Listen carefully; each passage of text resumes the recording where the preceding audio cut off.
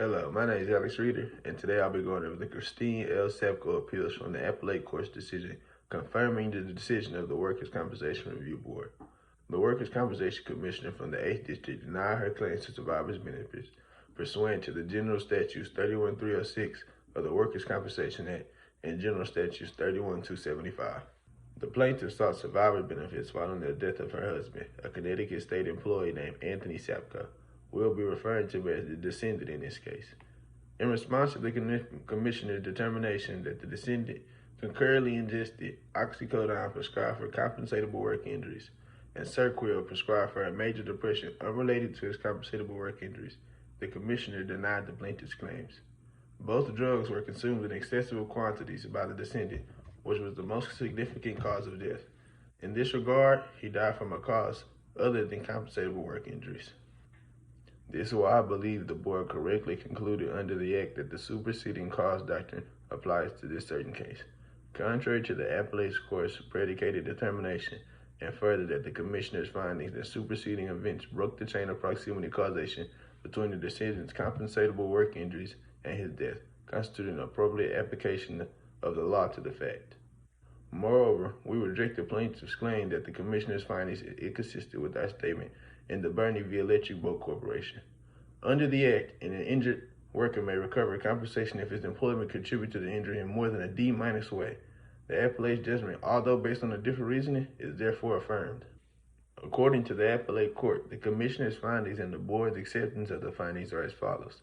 The plaintiff is the descendant's dependent spouse. In addition to the descendant, the plaintiff is also a mother of 2 children. The descendant died on August 18, 2006. A combination of excessive doses of oxycodone and Seroquel led to the death of the descendant due to multiple drug toxicity. Besides identifying the multiple drug toxicity as the cause of the death, the medical examiner report also indicated that the death was an accident rather than a suicide.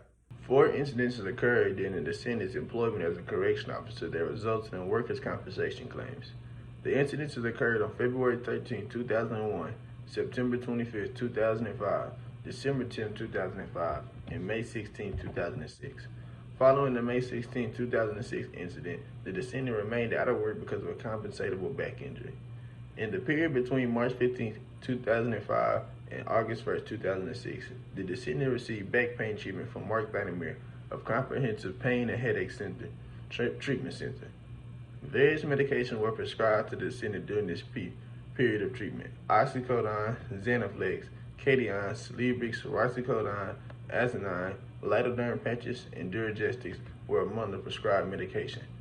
A controlled substance agreement was required by the descendant by the Comprehensive Pain and Headache Treatment Center as a condition of providing pain management services. Edgardo De Lorenzo, a psychiatrist, began treating the descendant for major depression in December 1999.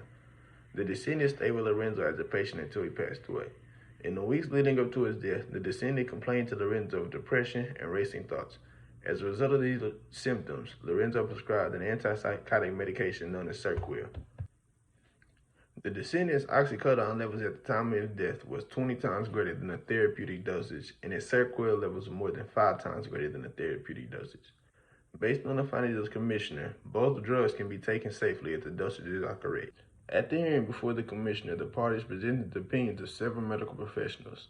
Mark J. Barrett was one of them. Chief of the Toxicology Division at the University of Connecticut School of Medicine stated that the descendant's death was a result of combined drug toxicity of oxycodone and Seroquel. Barrett concluded that there was insufficient evidence to be determined whether the descendant deliberately killed himself or if his death was the accidental result of a deliberate act. He furthermore noted that although the level of oxycodone in the descendant's body was 20 times higher than the therapeutic dosage, it was unlikely that the dosage could have caused the descendant's death in the absence of Seroquel. Bayer also testified that narcotic users do not usually take more Seroquel than prescribed because it does nothing for them and does not give them a high feeling. The Commissioner found Bayer to be a credible and persuasive source. The Commissioner also examined the testimony of Lorenzo, the descendant's psychiatrist.